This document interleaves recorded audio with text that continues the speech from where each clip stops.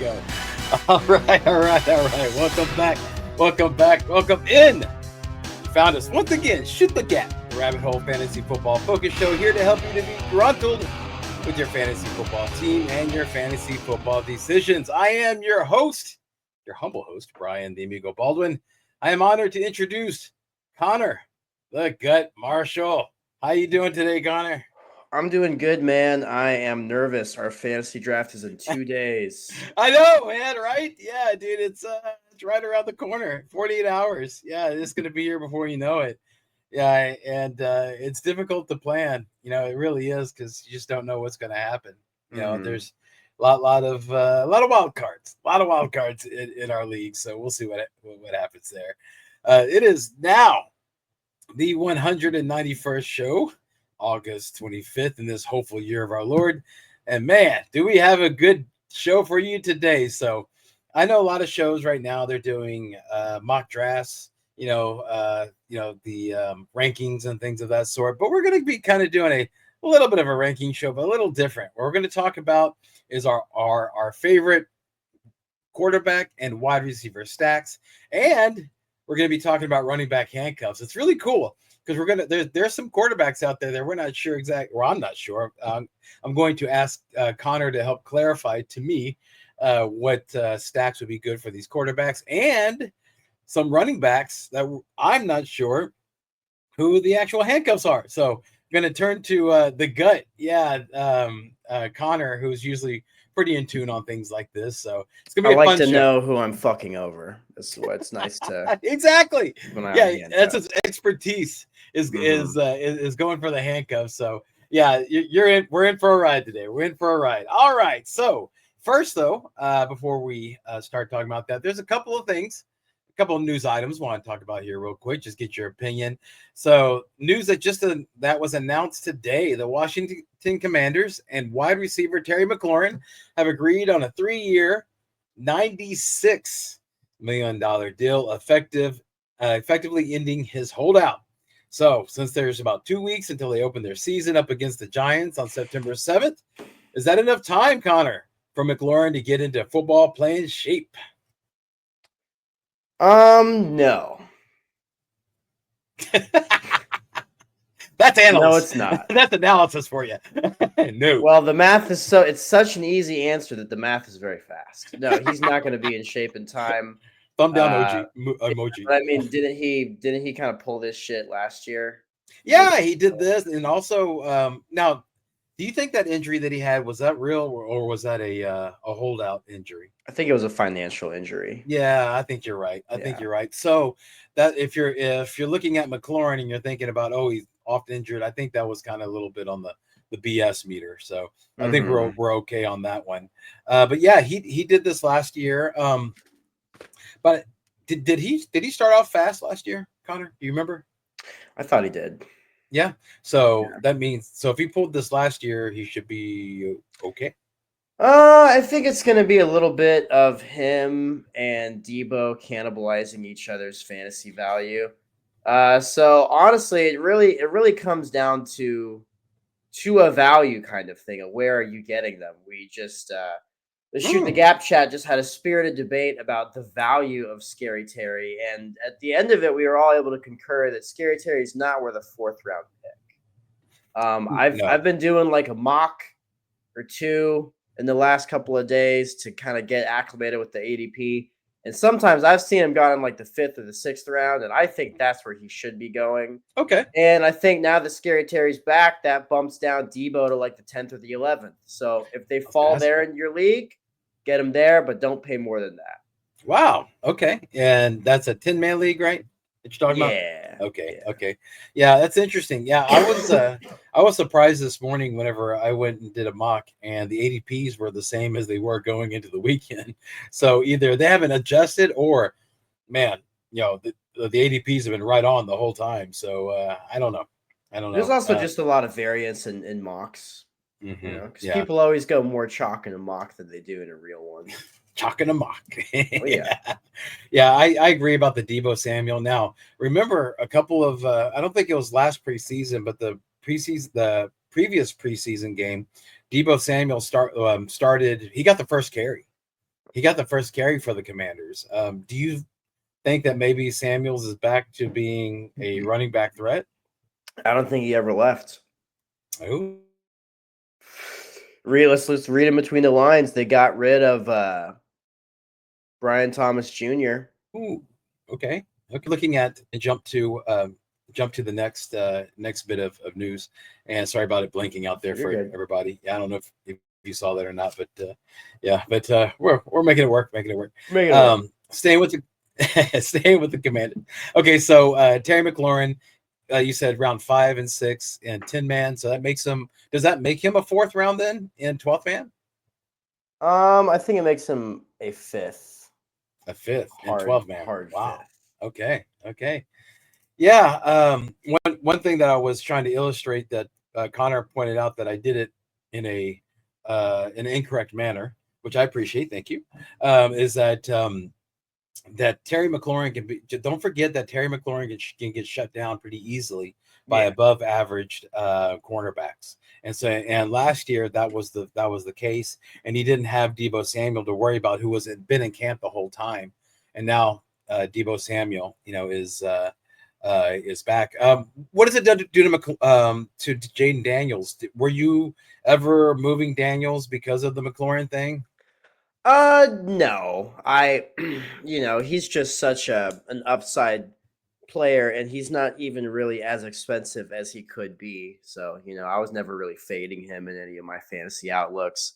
And I think you bring up a really good point too about Scary doing bad in the championship last year, because everything went right for him to have a season that was so good that now all year we have to talk about how he had a really good season last year. Mm-hmm. But we don't have to bring up the fact we're like, okay, he either got a bunch of yards or a touchdown. So in a way, like, his usage distribution bailed his ass out to like always have a good game, but you can't count on that always happening in fantasy. So in short terms, he's due for negative regression. Yes, there you go. And that's the proper way of using that. Yeah, negative regression instead of just saying, "Oh, regression." Yeah, or whatever. Good job, man. Good job. All right. But this kind of keeps on the line, just staying with the Commanders. We haven't talked about this, but to make the money work, they traded Brian Robinson Jr. to the 49ers for pick swaps. And after their last preseason game on Saturday, Connor, 49ers head coach Kyle Shanahan said, quote unquote, this is his direct quote, "We brought him," meaning Brian Robinson, "we brought him here to be our 2-back. Always been a big fan of Brian. Loved him coming out of college. He's done really well going against him, and we were pumped that he was available, and we were pumped that we were able to get him." So in the same game, backup running back Isaac Guerrero re-injured his shoulder, but came back in with the apparatus that was made famous by Dalvin Cook a few years ago. So, what's your take on the trade? Who's the real backup to CMC? What's your thoughts on that? Yeah, so there's someone in our league who has McCaffrey as his keeper, and his name is Travis. And I really hope Travis doesn't listen to this show. I know he doesn't. He only listens to the Ballers. And I plan on drafting Brian Robinson in our draft this year just to fuck him over. I think Brian Robinson is going to be a great handcuff. All right, what round? I mean, because how about this? Don't say what round. Oh, a gentleman never shows. No. I don't want to know what round, because we have a thing coming up. So I don't want you to tell me that. Tell me about, where do you start looking at Brian Robinson? Like, is it after Jalen Warren? Is it after DeAndre Swift? Is that what we're looking at? Like the mid to lower rounds or something like that? I mean, I just said the round. Sorry, man. I would say it's before the hills, but after the bushes. Waka waka. Look, here's the thing, Brian. If you go to the grocery store and you know that the bananas are 49 cents, are you going to tell someone that you're going to buy the bananas for 60 cents? Because if you do, then you might have to buy them for 60 cents. But if you don't tell them how much you're going to buy them for, then you can go and you can get them on. Okay. Before we go, cool. Okay. I'm not telling you the names, because that gives ADP implication. Let me be straight. I am not going after Brian Robinson Jr. at all No way, no how. I don't want the dude. He was beaten out by a 7th-round rookie, and Isaac Guerrero showed enough in the last season where he should be the backup to CMC. That's what my belief is. I understand what Kyle Shanahan said, but that's coach speak, and he's supporting the guy that he just got while Guerrero is hurt. So as of right now, he is the second because Guerrendo's kind of banged up. So don't worry about me. Okay, you're not going to see me grab Brian Robinson Jr. Okay, I'm telling you that, man. All right, so I'm just telling you that right now. Okay, that I am not going to grab Brian Robinson Jr. I'm just asking you this but no, I get it, dude. I get it, and I think that that's smart for you to not want to tip your hand 2 days before the show. But for the thought of the listeners, well, for the listeners, probably viewers, I guess you would say both. Look. The way that drafting a handcuff in a real draft works is you have to generally reach for them a round or two before what their ADP is, because whoever has McCaffrey is going to be trying to get Brian Robinson, so they have the insurance. So you have to, I mean, maybe they don't, but you got to assume that they are. That was a. Never mind. That was a league specific shake. Yeah, I don't think Travis is going to grab it. I don't think he is either. He didn't last time, and that was when CMC was like obvious he wasn't going to play. So but he also listens to the ballers. So if the ballers say to get Brian Robinson as the handcuff, he will. No, they're saying Guerrero. They're saying Guerrero. Mm-hmm. Well, then the stars are aligned because I know more than them. So I would say like a round or two before his ADP. Short and sweet. I don't know where Jaylen Warren is going right now. He's going like around like in a 10-man. He's going like round 6, 7. So I guess right before the double digits. Too expensive. That's way right before the double digits. Warren. His value. Yeah, man. I don't like that value on Warren. That's way too high for him. I just read that about Warren that this past preseason that Jaylen Warren was sitting and that Kenneth Gainwell started. So everybody's been thinking that it was going to be Caleb Johnson that was going to take over for the Najee Harris role, but it looks like it's going to be Jaylen Warren, and it's going to be Gainwell that's going to be playing the Warren role, which he pretty much did when he was an Eagle anyway. So Caleb Johnson looks like he's like I wouldn't draft him. He's leave him off. Let somebody else deal with that. Headache. I wouldn't draft any of them. I'm gonna pull a U. Arthur Smith is the offensive coordinator there, and I think that all three of these guys are gonna get work. And Jonnu Smith is probably still gonna get a rushing attempt or two every now and then. Yeah, it's the perfect storm. I mean, we're talking about a hurricane that is going into warm waters. Okay, the hurricane being Arthur Smith, the warm waters being Aaron Rodgers. Okay, so that's gonna be. I mean, it's gonna blow up. It's going to be bad. It's not going to be good. Agreed. But so I'm gonna stay away. I think you're still in on DK Metcalf though, which is cool. But not really. I've been thinking about it. I remember he got injured last year, so the problem with DK is that you think because he's so big and he's so fast that he's like set and forget, but he's not, because he's going to get injured sometimes. Well, there's the injury factor, but it's also that Aaron Rodgers is like, he's really big at his ego is gigantic, right? And he's one of those people that loves to make you look stupid so that he can look smarter. So what he does is that routinely he harangues his wide receivers when they're not where they're supposed to be on the route. Well, that is not DK Metcalf's specialty. His specialty is kind of improv, like to see what the defense has given him and then go to the hole, where Rodgers is, no, this is the route, you have to go to it. I think that is a marriage made in Hades. So I don't think it's going to be good. But all right, let's go ahead and let's jump into the stacks. All right. Now, what I'm going to do, Connor, is I'm going to go ahead and mention the stacks, and then you and I will go ahead and we'll rank them as to what our favorite are. So I'm letting you know that. So this, it might sound like this is my favorite list of how they are, but these are just how they came up in my mind when I was writing the show.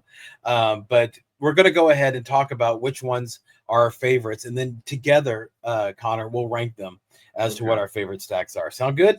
Sounds good. All right, so let's get started with. I think it's going to be a stack that is going to be the number one, but let's go ahead and talk about it real quick. Joe Burrow, Jamar Chase. What's your It's gonna feeling? be the number. It's gonna be the number one stack. Yeah, that's the number one stack. So let me ask you though. So let's say if you have Jamar Chase, okay, you grab Jamar Chase in with the first pick. All right, are you angling for Joe Burrow with the understanding that right now Joe Burrow is not really one of the highest rated quarterbacks because of his lack of rushing? Yeah, I think you just have to play the ADP game at this point because if you look at the majority of teams that win championships, they don't pay up at the quarterback position. They just find a way to make it work with a later round guy. And while Joe Burrow, the man in orange, is really good, there's another man in orange who's a lot cheaper. He's almost as good. His name is Bo Nix. Yeah, we'll talk about him in a second. But on Burrow, Paying up for a stack also isn't you can't just be like, I'm gonna get the stack and that's gonna win my league. I tried doing that last year. I spent all year trying to make stacks work. I had Geno Smith and DK. I had Bo Nix and Cortland Sutton. I had at one point I had Darnold and Addison. I had a lot of different stuff that I tried, and all of those were good, but I still couldn't just line it up together to win enough games to get into the playoffs. okay. And how do you didn't make the playoffs? No, Oh, I thought you did. I did Yeah. not. Okay. So now, how would you look at it? If would you grab Joe Burrow if you're like one spot ahead of the Chase manager, and quarterbacks? Let's say that only one quarterback's been taken. Okay, so there's not an obvious top guy, right? Would you take Joe Burrow to prevent the stack of Jamar Chase and Joe Burrow? No, I wouldn't reach like that because I think there's just more value. Okay, okay. Now I do want to clarify my position on Joe Burrows. I think that he's being undervalued. I understand that he's not a rushing quarterback, and that's like the Konami code. But here's the thing, okay, is that he's in the perfect situation, just like how the perfect storm of Arthur Smith and Aaron Rodgers is going to create destruction on the team. The perfect storm of a bad defense and a pass heavy offense is going to create really good numbers for Joe Burrow and Jamar Chase. So I like this stack. I think it's a really good stack. And I know you've been burned by stacks. You're burning the stack, so to speak. No, but, and I'm not saying it's a bad stack. I went on record. This is the number one stack. It's just you got to be careful with reaching, man. That's one of the most easiest pitfalls to fall into whenever drafting. And normally, what makes a stack good is that it's cheap. Okay, is Jamar Chase and Joe Burrow It's not the same? cheap. Well, is it the same stack as T. Higgins and Joe Burrow? No, those are different stacks. And you could, if you're nasty, you could even do Joe Burrow and Chase Brown because Chase Brown is a receiving threat. He's got an Ockler and sorry, Ockler. He's got an Eckler-esque role. Ocular, yeah, Ockler, that's his new nickname. yeah. Chase Brown's nickname is Ockler from here Okay, on out. let's see if we can remember that. Yeah, that's such an odd word. Okay, Yeah. All right. Okay, so let's move on to the one that you just already intimated. You already mentioned it, so let's go and talk about it. Bo Nix and Cortland Sutton. You lived that life. It's a good stat. Yeah. So how do you feel about that stat? I think it's an underrated stack. Bo Nix went on the record last year and he said, I feel sorry for everyone who didn't start Cortland Sutton in fantasy. One thing that I've learned, football players don't talk about fantasy football a lot. And there's two different reactions that you get. Either they kind of care about it, like a Bo Nix or an Austin Eckler, or I don't know if you remember Chris Carson. He was Ken Walker Seattle. before Ken Walker. Yeah, he used to be the running back that got injured all the time, and people believed him. He did. And then he told one of the guys who's like, "Man, like you cost me my game." He was like, "Fuck you! Pull up at my house. I want to fight you." So those are the two different kind of reactions you get. So I started paying attention to Bo Nix after that, and I trusted him, and I started starting Sutton. And both of those guys are cheap. I won my league in 2019 with the Lamar Jackson Mark Andrews stack, and that shit was cheap. So cheap stacks, that's how you really win your league, not going all out and paying. Because if you do Burrow Chase, you got to go top 5 on both of those picks. So that's 2 of your picks in the top 5 rounds are spent on the stack. Okay. If that stack doesn't work, you're fucked. Yeah, I guess that's a good point. Yeah, I'm not exactly sure who's going to challenge Sutton for No targets. one. Yeah, I mean, I know that Evan Ingram, everybody's all excited about him, but there's Troy Franklin. Okay, they just and the one guy and Marvin Mims might be coming up, and there's Vele that just got traded out. So there's not one really like it looks like that Sutton is the number one on and Denver, and I would argue that he's being undervalued right now because he's going like in the 4th round in a 10-man. And that's kind of low for somebody that's going to be a wide receiver 1 for a pretty. Look. Would you say Denver's a high-powered offense, or what offense are you more excited about? Denver Broncos, New York Jets. Oh, dude, yeah, the Broncos. We'll talk about that stack. Yeah. We'll talk about that here in a second. Yeah, but yeah, I think that the that's the point I'm trying to make because Sutton is cheaper than Garrett Wilson. Yeah, he is. Yeah, that is a good point. Very, very fantastic. Very apropos. Yeah, he is. Yeah. But now I do see that Wilson is starting to fall, but hasn't fall, but he's still getting picked before Sutton. So yeah, you're right about that. So yeah, that would be a very attainable stack without rolling the dice, where like you're talking about Burrow and Chase. You got to hit, and if you don't hit, then you're screwed. Yeah, because if you do the Bo Nix Sutton stack, you could have freaking 2 wide receivers. You could have Sutton in your flex as your stack, and that's really nasty. Is when your stack is in the flex. Yeah, good point. All right, let's move on to Jalen Hurts and AJ Brown. How do you feel about that stack? That's an all or nothing stack. It's a good stack, especially in leagues that reward big plays. We're in a league that has you get extra points for 40-yard completions, and you get even more extra points for 40-yard touchdowns. So those are nice when those hit. Yeah, if you're in a juiced league. The problem with AJ Brown is he's a big play guy, so you don't really have the PPR benefit. Good point. And he is on a team with Devontae Smith and Saquon, so he's not going to be the focal point every game like a Jamar Chase. And the other thing is both of those guys are kind of expensive. So the thing though is both of those guys are good on their own. They're expensive, but they are good on their own. And Jalen Hurts is a good quarterback because of his rushing upside.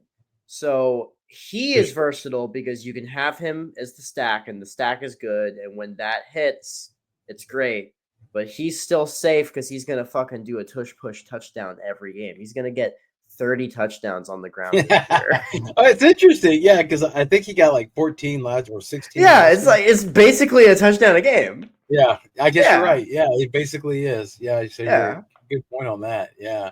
3 if they're playing against the Bengals or the Cowboys, which is in their division. I think you're right about that. There's been a lot of talk about Saquon Barkley and about the Eagles running or getting away from being so run heavy. Do you buy that narrative, or is that just something that's being thrown out there to kind of misdirect? Yes and no. I think that they definitely want to keep Saquon healthy. They know Saquon has an injury history. They know that any running back who gets that workload is gonna.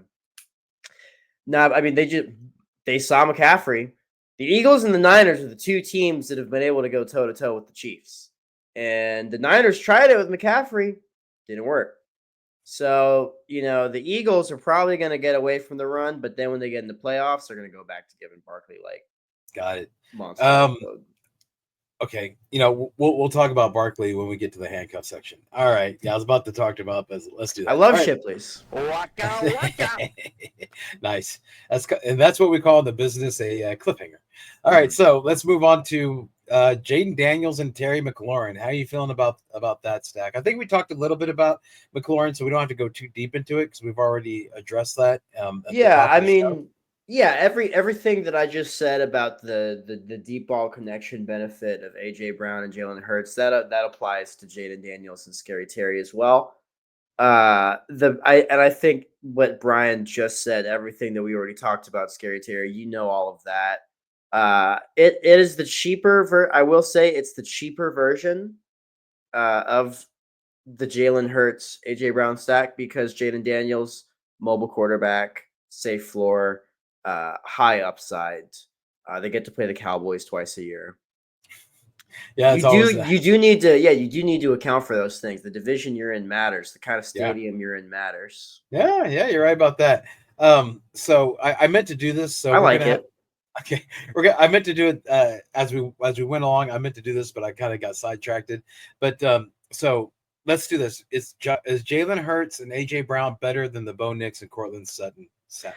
No, Bo Nix. Out of all the stacks we've talked about, Bo Nix, Cortland Sutton is still my favorite stack. Okay, all right. So is the McLaurin and the Daniels McLaurin, is that better than the Hurts and AJ Brown? No.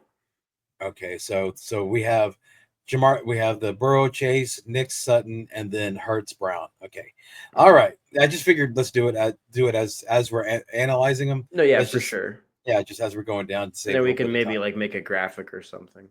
Yeah. No. It'll be it'll be written. Okay, yeah, we can get like a cool effect right here whenever I do stuff. Where? Right there? Yeah, okay. I'm doing something with my hands, maybe like lightning. I don't know. I don't know how good I am with that at editing. I don't know if I can do the We'll try. Yeah, from Star Wars. I don't know if I gave you the Emperor last video. I think he gave me a shoulder fire. Yeah. No, that was the one. That was the one before that because it was hot takes. Oh yeah. Okay. All right. Yeah, I think you're starting to see how we divide up the work behind the curtain. Okay, so when you see those awesome thumbnails, that's kind of when you see the cheesy automations and as extra stuff, that's me. Yeah, I love the cheesy automations. Oh, thank you. That makes two of us. Hopefully everybody else feels the same. Okay, what's your thoughts on Baker Mayfield, Mike Evans? That's a good stack. That's a cheap stack. I like that stack more than Cortland Sutton and Bo Nix. That's the number 2 stack. Okay. So that's the 2 stack. All right. So let me go and so Sutton. So Jamar Chase, Burrow 1. Okay. Baker, Evans 2, 3. Nix, Sutton 4. Hurts, Brown 5. Daniels, Scary Terry. That's pretty good. And you're going off memory. That's pretty good. Yeah. I was thinking. I knew we were going to do the stack, so I was actively thinking about the stack before the show. Yeah. So the reason why Baker Mayfield and Mike Evans, I agree with you, Connor, is price. Yeah, is one thing that goes into it, but also they showed last year that Mayfield really focuses on Evans, and man, if Evans gets close to 1,000 yards, we see what happens. Mayfield just laser focuses on Evans, and that's who he tries really hard to make sure that he keeps that 1,000-yard streak alive. With Chris Godwin down, I think that kind of opens the door wide open for Mike Evans. I know everybody's excited about Mika Igbukwe, but I would caution that it's in my opinion that he's a rookie wide receivers, and rookie wide receivers usually take a while. Like they take at least a month or 2 to get adjusted to the NFL. So unlike Wookiee wide receivers, you heard that, huh? You heard that, yeah. I had to jump on that. Yeah. You heard that. I'll try to just kind of smooth over that to see if you're going to hear that. But it's also let's run the tape back. Yeah, but what's another peek behind the curtain is that Connor's team name is H-Town Wookiees. Oh yeah. So basically, all the wide receivers that you do pick are going to be Wookiee wide receivers. So yeah, so that's going to be interesting to see. But yeah, I like the Baker Mayfield and Mike Evans stack. It's something that is easily obtainable. You don't have to reach on them, and like Connor was saying, like the stacks, you don't. Last thing you want to do is reach. I did a mock draft this morning, Connor, and Baker Mayfield was available in the 10th round. So I don't know what's happening there, but yeah, that actually happened. So maybe it was too early in the morning, but we'll see. Probably. Yeah, I think so. All right, so let's move on to the next stack. CJ Stroud, Nico Collins. Yeah, the Homer stack. And also, let me know if I get the stack wrong. Okay, like if I mentioned the wrong wide receiver, but so Stroud. Some of them are interchangeable, and we kind of showed that with Burrow and Higgins because you could do Devontae Smith with Jalen Hurts. You could do a Mecca with Baker Mayfield instead of Mike Evans. You could do you could do Debo with Jaden Daniels. Could you do Bucky Irving with Mayfield? Yeah. If you can do Chase Brown, you could do Rachaad White. Some people think Rachaad White's going to be the receiving back. I'm not recommending it. He burned me last year. I think Bucky has great hands. He overtook the backfield. Yeah, absolutely. How many more stacks do you have? Because I actually have some that you might not have that I thought were worth mentioning. Okay. I have not including the one we just talked about. Including Nico and Stroud, I have 3 more stacks. Nico and Stroud, I don't like Nico because he's great wide receiver in NFL, but he gets injured a couple games. Yeah, he does, doesn't he? And Stroud is on a team that's going to run the ball more. What? Stroud, I think the Texans. You think the Texans are going to run more than pass? Even they're going to run the ball more this year and more successfully than they did last year. Wow. And last year, Stroud wasn't breaking games in fantasy. No, he was breaking. He's like in the same situation as Justin Herbert. Really good quarterback, just doesn't really do enough for fantasy. Stroud doesn't really run. You see, I feel you're right about Stroud not really running, but I feel that the Texans are going to pass more because they kind of tipped their hand whenever they traded for Christian Kirk, and they drafted 2 strong wide receivers in the first round or in this year's draft. So to me, it looks like they're going to be passing more. In the preseason games, they're definitely passing more, and they're also throwing a lot to the running backs. So that's technically passing more. So I get what you're talking about, but dude, when Nick Chubb is your lead back right now, I don't know if that's really the strong suit, for you guys, for the Texans, but we'll see what happens. I mean, you see stuff, okay. So where would you put Stroud at? Is he better than this is the Daniels? Bottom one. This is on the bottom. This is behind everything else. Okay, cool. Okay, I made it decent.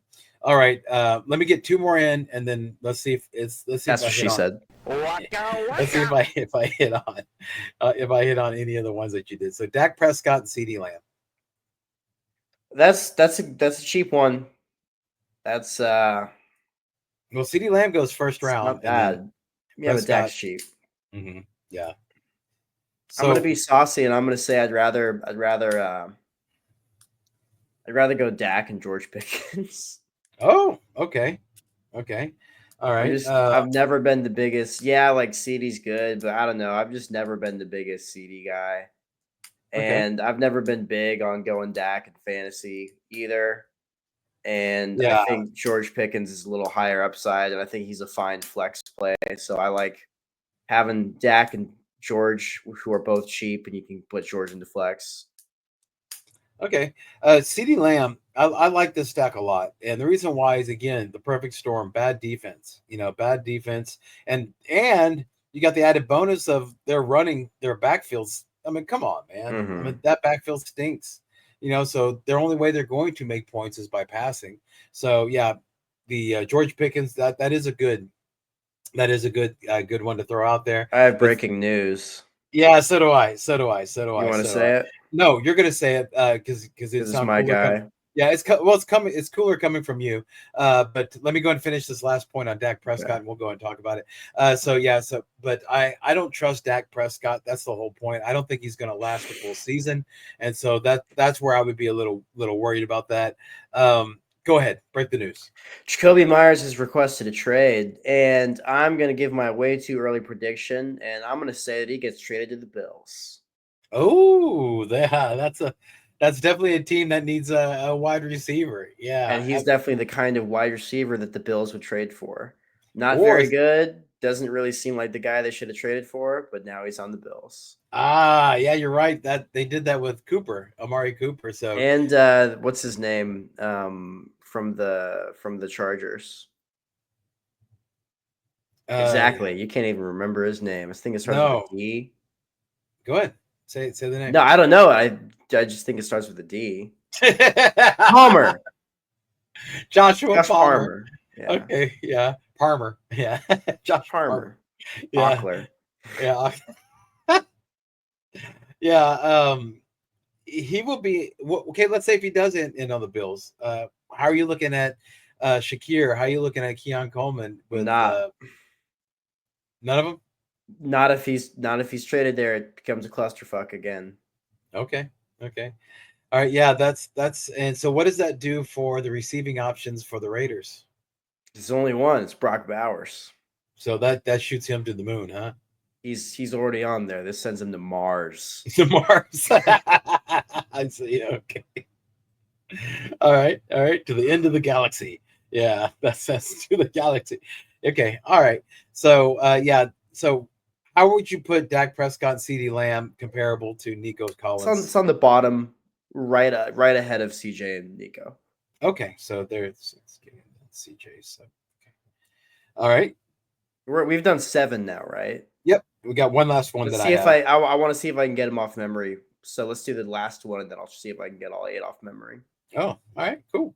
The last one, Justin Fields, Garrett Wilson. Ooh, that one's. I'm gonna put that one at 6. That is 6? ahead. So I'm gonna go CJ Stroud. I'm gonna do it backwards. CJ Okay. Stroud and Nico is at the 8. CeeDee Okay. Lamb and Dak is at the 7. Okay. Fucking Wilson, Wilson, Fields. thank you, and Fields is at the 6. Then I'm gonna put Jalen Hurts, and I'm sorry, then I'm gonna put Jaden Daniels and Scary at the 5. Jalen Hurts and AJ Brown at the 4. Bo Nix, Cortland Sutton at the 3. Baker, Mike Evans 2. Jamar Chase, Joe Burrow 1. Excellent. Now, if you get pulled over for a DUI and they ask you to do the alphabet back, say, man, I can't do that crap, but I'll tell you the best stacks, backwards to forwards. So I'll get you. Yeah. Or Yeah, you just think of stacks for every letter of the alphabet. And that's how you do it. well, there you go. I just saved a listener. Yeah. So going into the off season, whenever Fields. Well, I have stacks that I want to talk about. Okay, well, yeah. Let's talk about. Fields Oh, you're talking about Fields. I'm sorry. Yeah. You just basically said that they're better than Nico and Stroud moved on. Yeah, because there's no other wide receivers on the Jets, and Fields only throws to one guy. Well, here's the problem. Okay, going into the offseason, I was all about this stack. I thought it was a great sneaky stack considering the Ohio State connection and the fact that they're both feel like they need to justify themselves to their both Wilson and Fields are kind of are sour. The NFL's kind of soured on them a little bit. They're not as bright as they used to be, even though Wilson has gotten back to back 1,000-yard seasons. The problem that I have is that I have eyeballs. That's my problem. And what I mean by that is I watched the preseason games, and Justin Fields, his average depth of target is under 5 yards. And whenever he throws to Wilson, there's 2 problems. Either one, he's like doubled and tripled covered because it's easy. It's like, who do you throw to? Wilson. So let's just go ahead and put all the defense on him.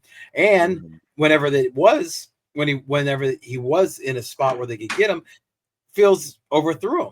It's terrible. Yeah, it's awful. This is like the biggest trap, I think, both Wilson and Fields. but I was excited about Wilson because I used to I if you've watched the show for a while, you know that I've loved Wilson for the past 2 years. Now I'm not going to get bitten by that. I think that it's a trap. I think that if you go for Wilson on any round, you're going to be upset. And I heard on a podcast today that the analyst was like, "Hey, I'll go for Garrett Wilson." If it falls into like the third or fourth round, because yeah, I want somebody who's going to get like 1,000, 1,000 targets, right? But they ended the sentence too prematurely, in my opinion. It's 1,000 targets and 5 receptions. Okay, so yeah, this is terrible. This is a terrible situation, and there's so many like gray areas. You don't know exactly how the new offensive coordinator is going to do anything because he's the first time he's being an offensive coordinator, and preseason showed that they're doing exactly what the Jets said they're going to do, which is run heavy. So you have run heavy. He's going to be Wilson's going to be triple covered, and even when he is open, Fields likely is not going to hit him. It's a bad stack. I myself would put them on the very below. I mean, I would put him like 10, even though we have 8. I'd put 10. I think this is terrible. I wanted to bring it up just to go and give my opinion. Well, that's a perfect segue because now I want to play a game called Would You Rather Have That Stack or one of these 4 that I wrote? Yeah, let's do it. Let's do it. Would you rather have Justin Fields and Garrett Wilson or Caleb Williams and Rome Odunze?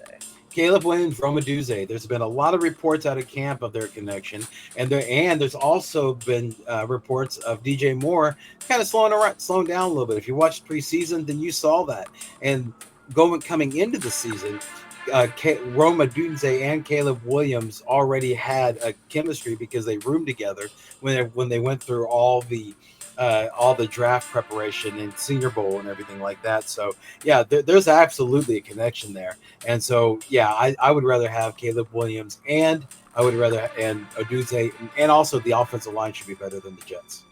And the offensive system should be better than the Jets. Yes, that's correct. With Ben Johnson, right? Yeah, but I'm saying because in Fields he's shown that he'll win games by being bad at fantasy football. Yeah. You know what I'm saying? Like, he did that a lot last year. He's in that point of his career. I love it. Okay. Would you rather have Justin Fields and Garrett Wilson or Trevor Lawrence and Brian Thomas Jr.? Trevor Lawrence, Brian Thomas Jr. There was already showing how Brian Thomas Jr. is an elite wide receiver, and that was with less than desirable quarterback play. Now they have Trevor Lawrence in there, who now has a head coach that made Baker Mayfield look good. Okay, so this is already a situation that's already looks like it's set and ready to go. Early in the offseason, the head coach Dan Canales came out and said that the offense is running through Brian Thomas Jr., and I don't think that Travis Hunter changes that. No, I don't think he does, and I don't think Travis Hunter changes the behavior of his whore girlfriend. Moving up right along, would you rather have Justin Fields and Garrett Wilson or Bryce Young and Tedero McMillan? Bryce Young and Tedero McMillan. When the draft started coming and they started planning for it, whenever Carolina Panthers started planning for the draft, that there was already a story that came out that Bryce Young came out and said that McMillan is the wide receiver that they wanted, and that's the wide receiver that they grabbed in the first round. Also, you're looking at the fact that the system is already set up where it needs an alpha wide receiver, and Adam Thielen is not it. In fact, there's already rumors of Adam Thielen getting traded to the Minnesota Vikings, and so it looks like it's going to be McMillan's McMillan's chilling with all the targets, baby. Yeah, once he gets acclimated to the league. Plus, he's a big body receiver. I think that's perfect for Bryce Young. As long as Bryce Young can go and continue his progression that he started at the end of this last year, then this looks like a stack that I would definitely prefer over Fields and Wilson. I love this game. This one is the most fun to say. Would you rather have Justin Fields and Garrett Wilson or JJ and JJ McCarthy? Oh, Justin Jefferson and McCarthy? Come on, man. I mean, come on. Come on. What I'm trying to prove a point to the listener. Okay, yeah, I'm looking at what would be the negative between McCarthy and Jefferson. McCarthy has a cannon for an arm, and of course, it's a great stack, and it's probably cheap. Yes, You got there to you pay a go. first for Jefferson, but you can have J.J. McCarthy, and you can probably have him as your quarterback too. You can And he put him on the runs. bench for a couple weeks, and he runs. You can see if it works, or you Mhm. could just be cheap and get him and have an awesome team. Yeah, So yeah. what I've shown, what I'm trying, because I like all of these stacks better than Justin Fields and Garrett Wilson too.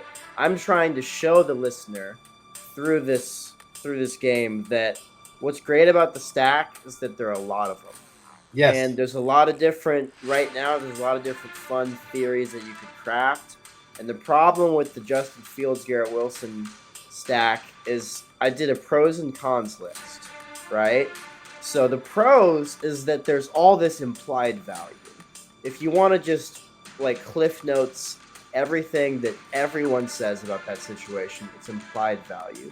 They were teammates. Yada yada yada. He only targets one guy. Garrett Wilson, good at football. He catch ball.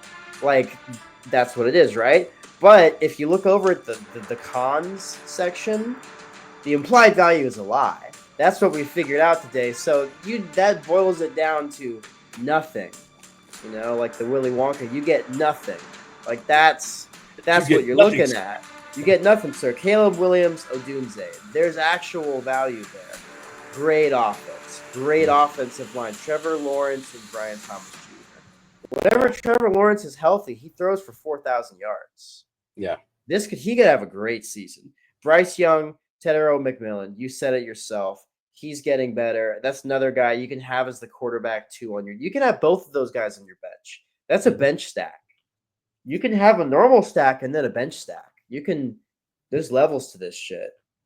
JJ McCarthy and Justin Jefferson, that one speaks for itself. And the final one, I added on a bonus one because of the trade request news. We got to talk about it.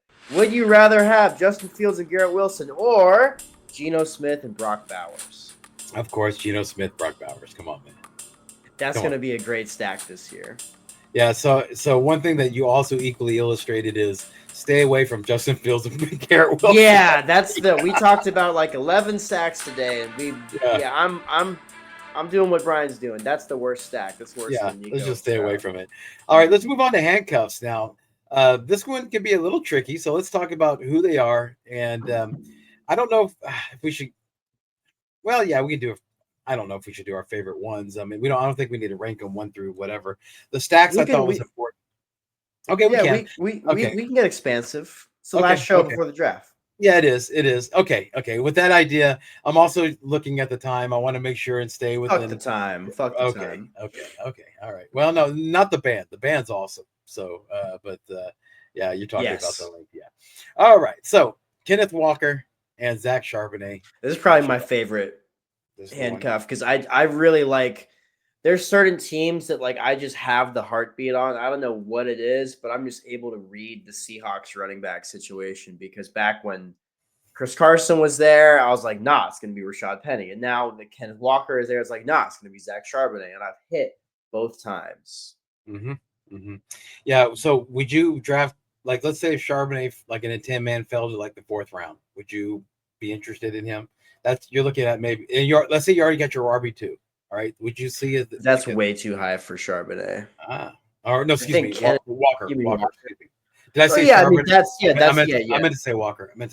Sorry. I'm not targeting Walker at all. And I mean, look, the theory is that if you draft Walker, you use him until he gets hurt and then you just put someone in. I don't like constructing my team that way. So I don't condone that practice in fantasy.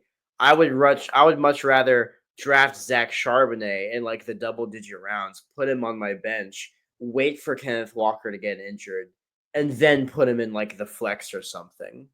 When that's a better And the thought of what's your thought of the process of I grabbed Kenneth Walker because of Clint Kubiak's system it really is going to be using a lot of the running backs. And so let me grab that and then grab Charbonnet. So that way I have the Seattle backfield. What's your thought of that approach? I mean, if you take Kenneth Walker, I think that taking Charbs is wise. Yeah.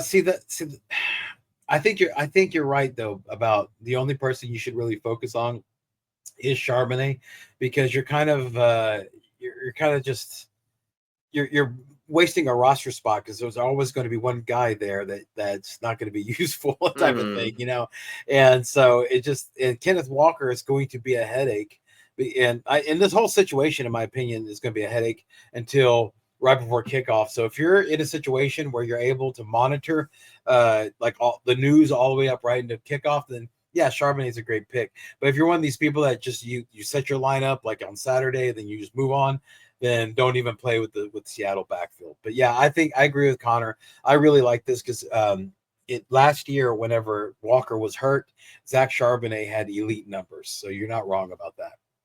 Aaron Jones Sr., Jordan Mason. How are we feeling about that? This is a tricky one because they're basically the same value. Yeah, they're going at the same, like almost back to back, right? Yeah, and I don't know, the kind of the vibes I'm getting is that the Vikings might just divvy up the workload so that Aaron Jones doesn't get hurt, and that just makes this whole thing, for fantasy. So neither Mason or Jones are good bets. Yeah, I'm kind of fading both of these guys, to be honest. Earlier in the offseason, I was really pro Mason, but I think we need to keep our eyes. Can I do a segue and talk about a handcuff? Because this is a cool transition. We need to look at this year's Jordan Mason, which is going to be Brian Robinson Jr. We already talked about that. Yeah.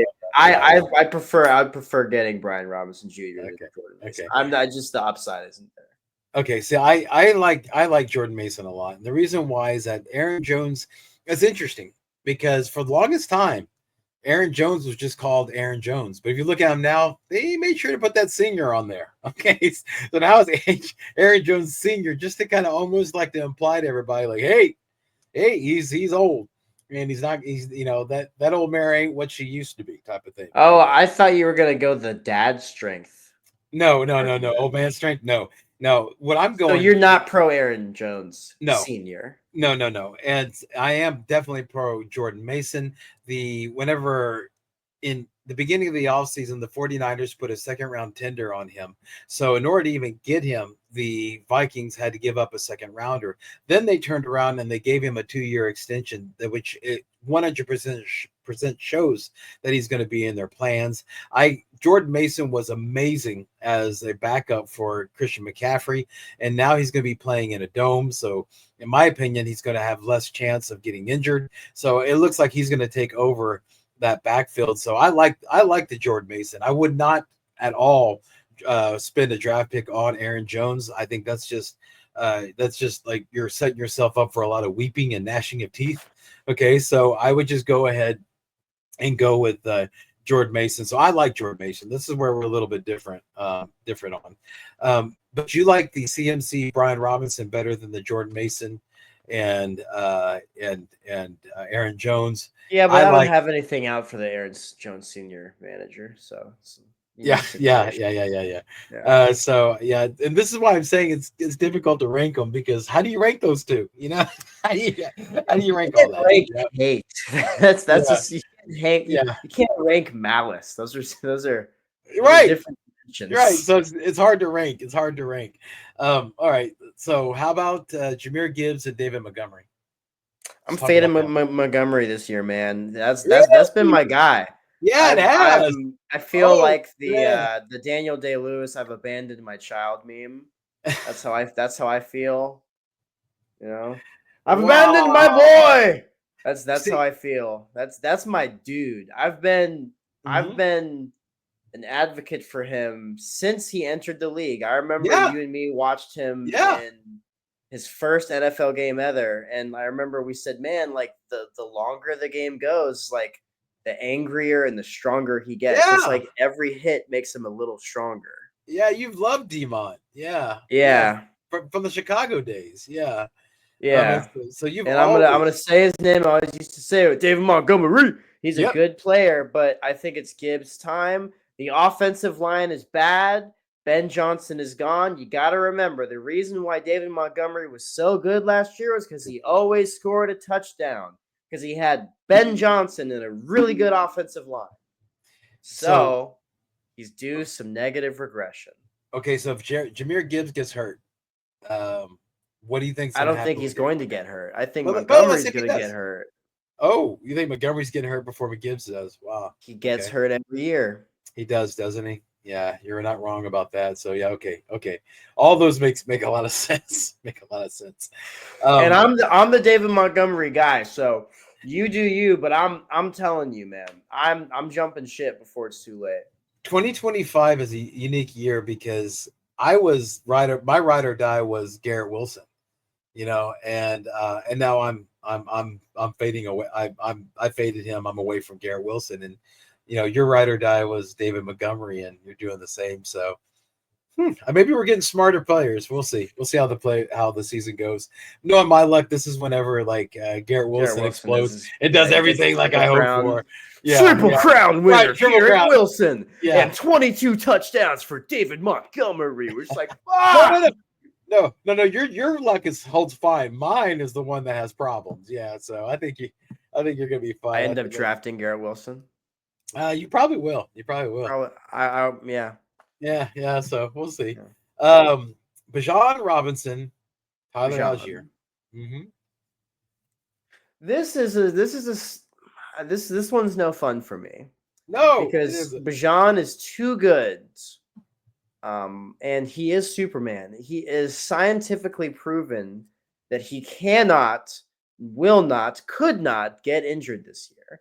So that means that holding Algier makes no sense. And Brian the Amigo Baldwin, he's my friend. He has Bijan. I don't really feel like storing Algier and rooting for Bijan to get injured every week. Oh my gosh. This is everybody, everybody viewing, all of our viewers, our listeners. This is something that's never happened before in all the several years that I've played with Connor. He's showing compassion towards me.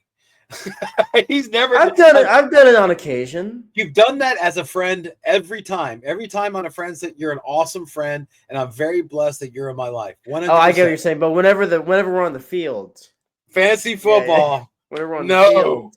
No. I'm like Brady. I had Walker last year, and I tried so hard to get Charbonnet. He's like, sure, unplug your team, and you can have Charbonnet. Sure, give me something like because he was plugging in my team. He was like my temporary power up. But that's different. That's different because Bijan's also from Texas.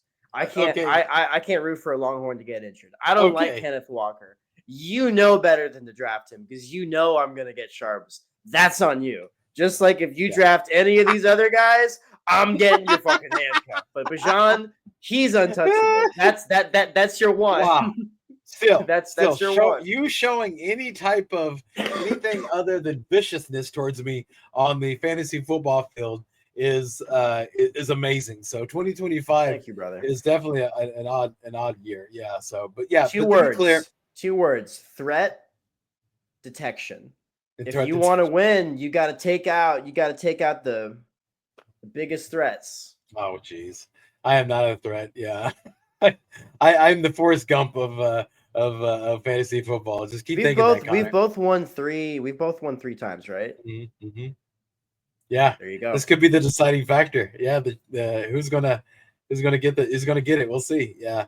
All right. Wow. I'm stunned. Everybody, I am. Well, also stunned. Arthur Smith isn't there anymore. There's no one there that wants to feed Algier. Yeah, that's a good point. Wow. I just don't know what to say. I'm almost moved to tears. Everybody. Saquon Barkley. I like this one. Yeah, let's talk about that one. I like this one. I think. Look, if you think that maybe something I don't know, maybe you're in Philly. Shout out Philly. Maybe that the Eagles plan on feeding Saquon and pretty much running him into the ground. And if they do, he's probably going to get injured, and then Shipley's going to become the guy. The Eagles, say what you want, they have a great offensive line. Made DeAndre Swift look good. Made Kenneth Gainwell look good. Truth. Made Miles Sanders look good. Oh, wow. Yeah, truth on that. My gosh. Yeah, what we're looking at is that the whole narrative that we've been hearing all through the offseason regarding Saquon Barkley is he's had over 480 touches, including the postseason. And that and there's all these stats about, I mean, I don't want to throw them out there, not because I don't know them. It's just because it's lazy analysis because it's everywhere and it's been over reported. Okay. And so I don't want to take something like that and say, oh, look, I'm smart because I can just remember something that everybody in the whole world's been saying. Yeah. But we give you the next step. We transmute the information into the well, knowledge for you. well, here's the next step. Grab Shipley. It's not AJ Brown or AJ Dillon. Excuse me. It's not AJ Dillon. Even though AJ Dillon is there for the tush push. That's why he's on the roster. There was a report that like, oh well, you couldn't tell the difference between Barkley and AJ Dillon and all. No. Don't fall for that mess. It is Will Shipley. That's going to be the backup. So just like if what everybody is soothsaying comes true and Barkley does get hurt, then Shipley's going to be the guy who's going to be worth a high value, and Connor will probably go and try to get a king's ransom to the Saquon manager. Yeah, so because even if you don't get it, you make him feel bad. Yeah, exactly. Or frustrated like I did all last year having Walker. Yeah, so either which way it's ill feeling. So a tilted opponent is a weak opponent, and a weak opponent is beatable. Yeah. So but this is also like double digits, guys. Don't reach too high for these handcuffs. I don't think there's a handcuff that you would reach high on other than maybe Zach Charbonnet. I think Shards and Brian Robinson are the premier. Well, I would say also Jordan Mason, but even that's low mid round. That's after the Swifts, that are picked. That's after Tyler Warren. You like Swift? You like Swift? Yes, I do like DeAndre Swift because the offensive line has been upgraded, and also the Chicago Bears have had several opportunities to upgrade and they haven't. So I think they have a plan for him, and I think that it's going to be something that you're going to be surprised about. You're going to be upset about that if you don't take a shot, especially if he falls into a value where it is lower to mid range. So, all right, moving on. Yeah, we're, and like we said earlier, we're not going to rank the handcuffs because it's just so difficult to do. James Conner, Trey Benson, how are you feeling about that? I don't know. I think James Conner is going to be the guy. I'm not really. I don't know. I'm also kind of worried about the Cardinals because they only drafted defensive players this year. I feel like they're going to really be a defense. They're going to try to have a new identity. I don't think they're going to try to be an offensive emphasized team like they used to be. But I guess that's good for running the ball. I mean, Trey Benson, he was good when Conner was out. I don't know. Not really. Meh. He was meh. He was startable. He was startable, but he was meh. He was no Charbs, and he was no that's Jordan true. Mason. That's true. One thing I would caution about the Arizona Cardinals to our viewers and to our listeners is that the number one. I mean, we fight to fill in the cracks, and we would love to be the number one fantasy football podcast, but we're just not that right now. And just the realistic view is that the number one podcast, which are the fantasy footballers, which they're great. I love them. I have nothing to say bad about them. Very Bill entertaining. Yes, very entertaining. Very entertaining. And I think that they deserve my favorite one that Jason did was Bill Krosky can kill two stones with one bird. Oh, you just did that one. Yeah. Kill two stones with one bird. Yeah, it's awesome. But anyway, or he sleeps under the boogeyman's bed. That's hilarious.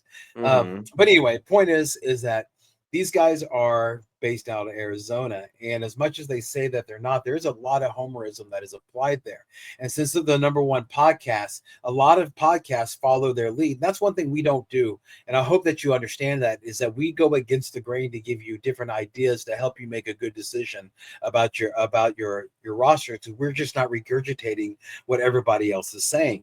And so, with that in mind, I don't think Kyler Murray is a good quarterback. I don't like Kyler Murray as a good quarterback. Trey McBride, I don't like him as a person. No, I don't know him as a person. But I think that he's a really. I don't like him as a person. I think he's lazy. I think that if your boss has to put it in your contract that you're going to watch game film, that's strong. And then you do a cop out and you play a card to get him to get that out of it, and Just saying. Yeah, but he's a good video game player. I understand. He's mid. Yeah, who is he? Yeah, but yeah, I wouldn't know that you would. Yeah, not me. But yeah, I still don't play online. I just play, whatever. There you go. Yeah, it's still man Against the versus machines. Yes, because that's the way video games were meant to be. I'm a man. I'm a kid from the '80s. Yeah, but anyway, point is that I think that the Arizona Cardinals are overrated. I think that Kyler Murray is overrated. I think that Trey McBride is overrated. And I learned this lesson from last year, whenever Marvin Harrison Jr. I thought was going to be phenomenal, and he had all the tools and everything, but it turned out that he was a little overrated. Now he's being positive regression. Yeah, I think he's being appropriately placed now. So he's somebody that you could take a shot on, considering where his ADP is now. But the point is that I don't think the Arizona Cardinals are as good as what people think they are, because I think there's a little bit of homerism that's being applied from the ballers that are being regurgitated by everybody else. So that's just my opinion there. Let's move on. Devon Achane. Who do you think that is the handcuff for Devon Achane? Well, Jalen Wright, but I feel like you're using this as a Trojan horse to say how it's not Jalen Wright. It's the other guy that I don't know, the Ollie Gordon. Ollie Gordon. Yeah. Just think OG. Just think he's the OG. Yeah. Ollie Gordon. Og. Yeah. Or Flash. Flash. So, yeah, because I'm going to call him Og. Og. Okay, that's fine. Og is fine. We're doing odd nicknames today. We got Ockler, we got Og. Yeah, Og. What was the other one that you said? Yeah, the Wookiees. The Wookiees. Yeah, the Wookiee. Oh yeah, Wookiee wide receiver. Wookiee receivers. Yeah, but yeah, Og I think is the guy, and that makes for interesting things now, because most teams, they will not start the season. They would not start a rookie at the first game of the year being the starter. It looks like Devon Achane. There's rumors or there was talk that he's not going to make it. Now there's talk that he is going to make it back. But if he doesn't make it back, do you think that Miami will start Og, or do you think that they're going to do something different?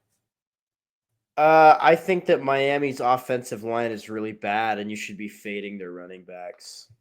Yeah, and that's the thing. Okay, because when Connor was talking about Will Shipley being a good pickup, that's because he also stated about how great the Philadelphia offensive line is. Well, now you got to apply that backwards onto Miami, where that offensive line isn't good.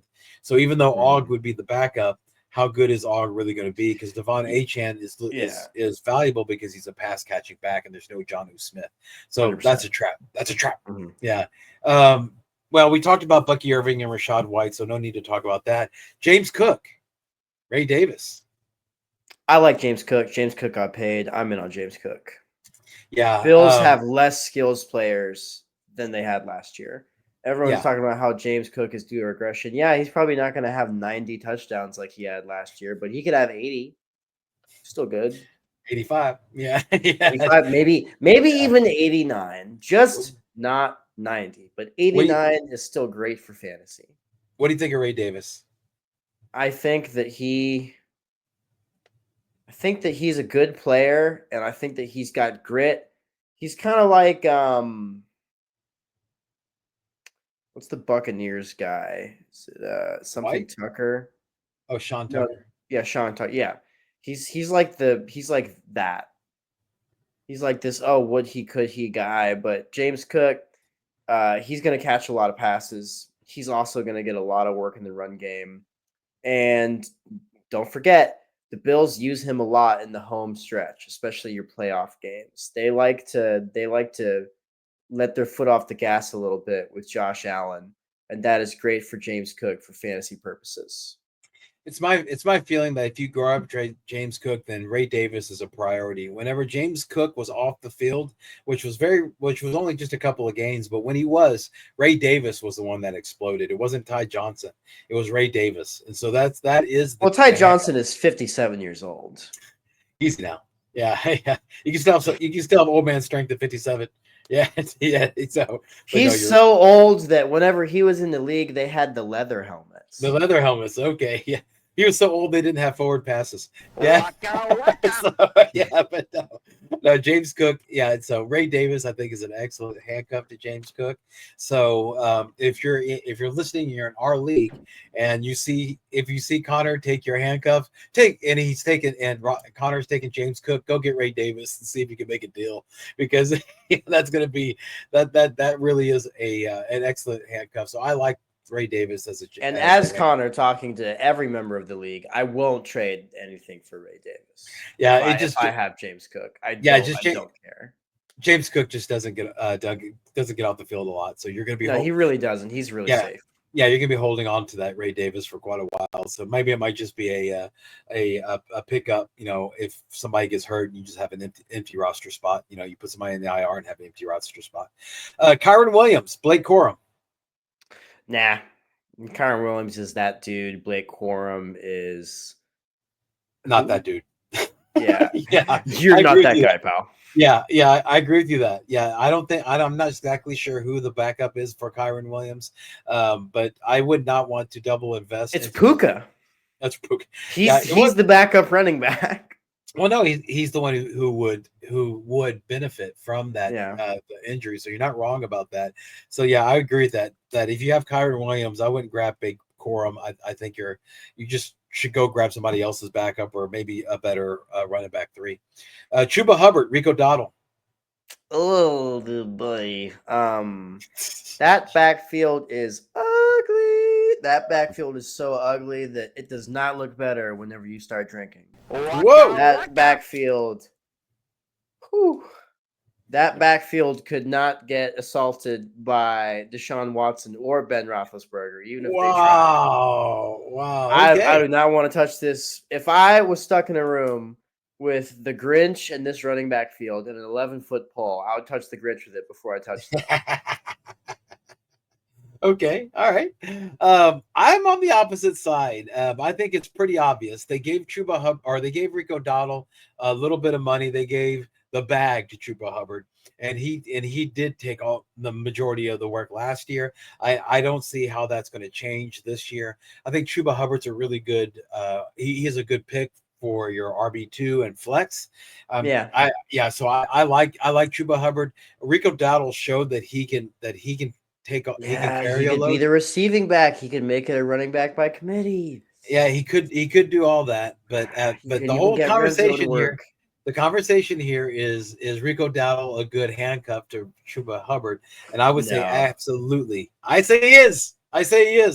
Connor says not. I say he is, because I think that Rico Dowdle has shown that he can do well as being the main back, and so I think he's a good handcuff. But the problem is the same thing with James Cook, is that Chuba Hubbard doesn't come off the field. So the problem is that you're going to be holding on to Rico for quite a while, and he'll probably be the first person you drop, come the first week or second week of the season. So why waste a draft spot on him? Yeah, there's kind of a teardrop for handcuffs that you've seen, because the handcuffs we start talking about, those are for guys that are going to get injured, and now we're going into the guys that could get injured territory. There's one guy. Now there's four guys really quick. Okay, so we're going a little long. I just want you to just tell me who you think are the handcuffs. All right, Jaylen Warren. Is it Caleb Johnson or Kenneth Gainwell? No, I think it's gonna be. I think it's gonna be Caleb Johnson. Okay, I normally would. Now think about the offensive coordinator. Who do you think is going to be the backup? And that's the thing, is we already talked about that on the show. I think that Caleb Johnson is the handcuff, in the sense that whenever you're getting a handcuff, what you're thinking is this team thinks that this is the next guy up. And I think that the team thinks that Caleb Johnson is the next guy up. Yeah, they're probably going to give Kenneth Gainwell more usage than you would want for fantasy purposes, but Caleb Johnson is still the next guy up. They did spend a day 2 pick on him. Chris Brown, is this Margie P. Ryan or Taj Brooks? Taj Brooks, excuse me. Taj Brooks. You mean Tony Pollard? Is it so-and-so or Samaje? Chris Brown. Chris Brown? What team is this? The Bengals. You mean Chase Brown? Chase Brown. Sorry. Chase You Brown. mean Ockler? Yes. In Ockler. I think not Samaje. I think Samaje is just the vet in case everyone is injured and they need someone. Okay. All right. So and if he gets injured, it's just probably going to be more for somebody else, not the running back. Samaje is good if you're in full PPR. He's a good pass catching threat, and the Bengals have shown they want to throw to. That's the guy that I would roster. Samaje. Okay. Who would you, since you said that in fact, okay, I'll get to that one. That'll be the last one. Two more. Jonathan Taylor. Is it Tyler Goodson or is it Khalil Herbert? No, I don't know, man. I don't really have a read on that backfield. I mean, I know who Herbert is. I don't know who the other guy is. Yeah, Goodson is the one that's listed as the backup, but yeah, Herbert. I think it might be Herbert. Yeah, even though he's listed as RB3, I think it's going to be Herbert. And Jonathan Taylor does get hurt a lot. Yeah, so that's going to be interesting. All right, well, we'll end with who do you think is going to be the running back to own in the Texas backfield? Joe Mixon, Nick Chubb, Woody Marks, or Dare Ogunbowale? That's tough. There's two trains of thought. It's either, well, I guess really there's three trains of thought. You could get Mixon and you could put him on the IR, and your strategy could be that you're getting an IR guy, right? Mm-hmm. That is kind of explained for itself. Mm-hmm. If you're a full PPR league, you could go Woody Marks because you think maybe the Texans are going to throw it more. They're going to throw to the running backs, like you said earlier on the show. I think we can agree Woody Marks would probably be the main benefactor of that. And I guess the third option is you think Nick Chubb is the bruiser. Maybe if you're in a standard league, you think you're going to get some opportunities at touchdowns with him. Short yardage usage, that's probably where you'd use him. I like the Woody Marks take the best. I think that's the correct read of this situation. I do think that this running back room is kind of nasty. Yeah. The amount of bodies they have there. Yep. And I don't think you should be targeting it for fantasy. I'm definitely not. As someone from Houston, Texas, all the Texans players are just more expensive. So I'm just fading it completely. Okay. All right. Except for the kicker, maybe. Well, no, because he even missed a couple. He missed a couple of extra points, didn't he? There are like 4 kickers that I'm going to pick before Fairbear. Yeah. Okay. Wow. That's man. This has been a crazy episode. All right. Let's go ahead and end this thing before it gets even nuttier. All right. Thank you, everybody, for watching. If you enjoyed the content that we provided, please hit the like button and the subscribe button. And also, leave a comment. Let us know you're out there loving the show or not liking the show. Either one's fine. Everyone's fine.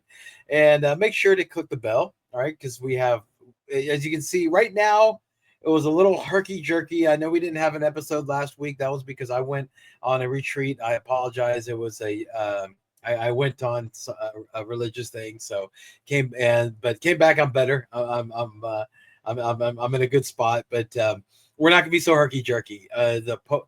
The aim is that this will be your Saturday show. Okay, so please hit the bell so whenever we get them out there, you will be alerted, and that we'll have this content ready for you. Also want to make sure, and Connor has a book. Everybody, he is an author. Yeah, not an Arthur Smith. He's an author. All right, go ahead and mention it, Connor. Yeah, I wrote a book called You Know Too Much. Go ahead and check it out. It's available on Amazon. Yeah. And I have a radio show, Drive Time Sports or Brian and Lori, on highvolumemusicradio.com or on the free High Volume Music Radio app. We're the number one listened to radio show. And now that we're entering into the fantasy football, it's a live show. So it's every Thursday between 4 and 6. So you can listen. Give me a call. Ask me some fantasy advice. I'll be more than happy to help you, especially right before the Thursday's game starts. So, yeah, make sure to check that out. It's Drive Time Sports or Brian and Lori on highvolumemusicradio.com or on the free High Volume Music Radio app. All right. On behalf of Connor, the Gut Marshal, and me, your humble MC, Brian, the Amigo Baldwin, want to make sure and thank you for watching. We hope that this year is an even better year than last. Connor, it's time for our parting shots. You got one?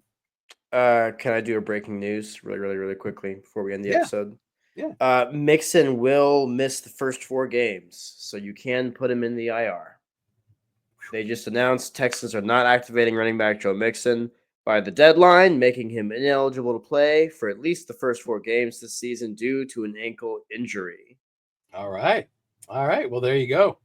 My parting shot is you gotta really stay updated with the little news tidbits like this, and you can't be afraid to make a move that goes against what the ADP is draft day, because you got to remember that the ADP changes all the time, even after your draft. So a lot of people, they go in the pitfall of thinking, "Oh, this guy, I paid this for this guy. This is what he's worth." Last year, Josh Jacobs, we just realized he was going to be the running back 1 right before the draft, and I paid a little more for him than you necessarily would. It turned out being a good move. You could do stuff like that this year. Mine is kind of almost on the same theme. Just don't fall into the ADP trap. And what I mean by that is that keep in mind that at the moment, 1 second after your league draft ends, ADP doesn't mean shit. Okay, it doesn't mean a damn thing. All right.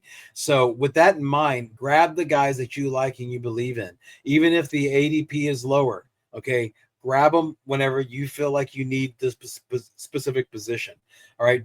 Don't be a slave to the ADP, because as soon as it's over, as soon as the draft is over, then it's done. And also, it goes along with whenever you're doing trades. When somebody offers you a trade, if it's a player that you might want or something, don't be looking at it like, oh, well, that's my second round guy. If he's like crap, like last year I had Cooper Kupp, and like if somebody tried to ask me to trade for him, I wouldn't be like, that's my second round pick. He sucked. I would love to have gotten rid of him. All right. So make sure that you do not fall into the ADP trap, and remember that it's over. That when your draft is over, ADP doesn't mean anything. Okay, it's a meaningless stat from that point on. All right, let's go ahead and end this show. Connor, help me out with it. Remember, everyone, fantasy football as in life. Don't dream it, be it. Yeah. All right. Thank you so much for watching. Good luck on your drafts, everybody, and we look forward to helping you guys win the championship this year. All right. Bye bye.